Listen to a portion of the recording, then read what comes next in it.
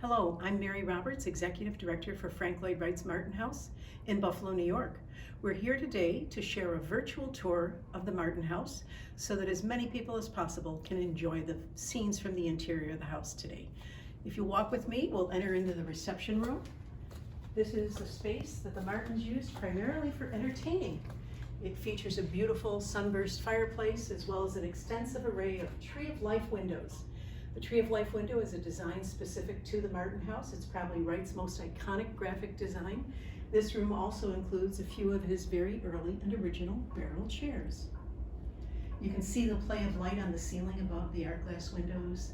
Light traps on the ledge outside of them reflect the sun through the art glass, and it casts a pattern that moves across the ceiling and the walls as the sun rises and sets.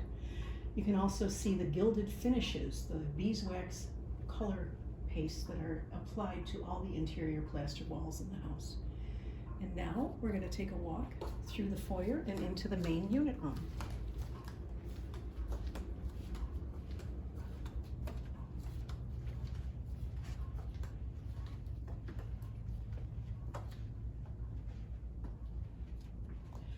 Wright designed this building with a unique system of brick piers and steel reinforced concrete slabs. It's actually skyscraper design instead of traditional load-bearing residential construction.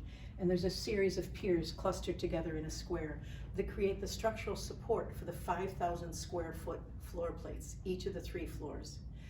If you look into this space, furthest to the south is the library. Martins were avid readers. There are bookshelves hidden everywhere throughout the pier clusters.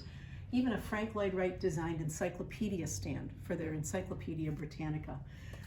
Library tables, sofas, chairs, a beautiful space to sit and read a book on a sunny day like today. The center portion of the unit room is the living room. The spaces, as you'll notice, are open from end to end, north to south, from the library through the living room into the dining room. Wright's belief was that the rooms should flow one into another. He thought that the voids in the buildings were almost as important as the solids. And he's trying to create very large spatial relationships. And the rooms also open out into the exterior. You gaze through his abstract designs of something geometric in nature, that's called his art glass, looking at the real nature on the outside. The 5 beautiful full-length art glass doors that lead out onto the veranda are also graced by a 20-foot long clerestory art glass window and a full 5-panel array of an art glass skylight up above it. Quite spectacular, all natural colors, all golds, greens, soft yellows. One of the signature features in this house was the beautiful 4-sided glass mosaic fireplace. It's a geometric abstraction of wisteria, one of the more common motifs in the house.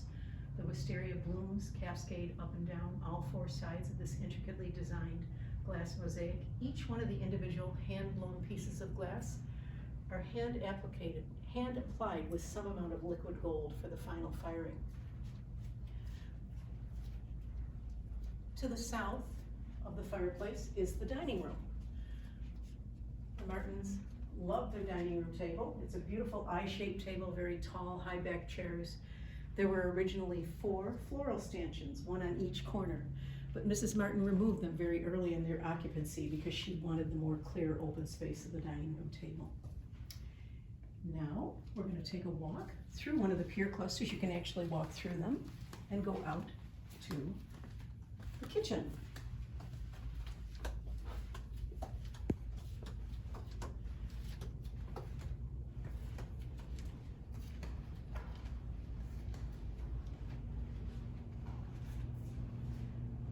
Wright's design for the kitchen was very contemporary for the time. Very white, very bright, all built-in cabinetry. He even designed a custom electric refrigerator for the Martins that we recreated here on the west wall. The kitchen was very hygienic. They were just learning about germs and the science of keeping things clean and sanitized. So the decision was that everything would be white so that it would be a little bit easier to keep clean. Beautiful double German nickel silver sinks, as they called them, and a big farm-style sink, which is now popular again. The windows in the kitchen overlook the interior or the kitchen courtyard garden. which had its own fountain at the rear of the brick wall, and it also had some clothes poles that Wright designed for the family to hang their laundry out in style. You're looking at the carriage house at the rear of the property through this window. It is connected to the conservatory and to the pergola, which is the main walkway from the main building through the gardens, and we'll take a walk out there now.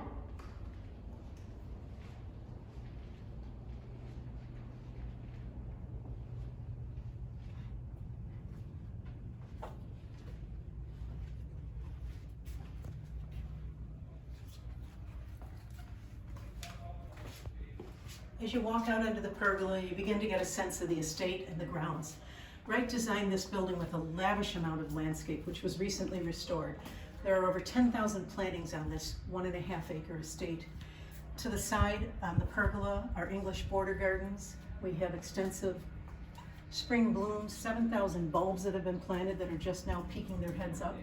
There's also wonderful wire grates on either side of the pergola. They are used to train the wisteria blossoms that grow up on the building itself.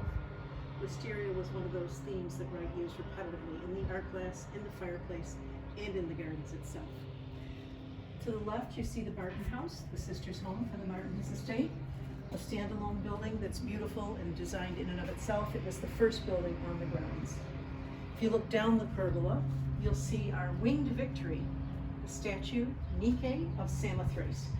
This was an homage, we believe, in Wright's design to Darwin Martin's success in the world. Winged Victory, what better symbol when you walk in your front door and look down this 150-foot view field than to see that symbol of victory.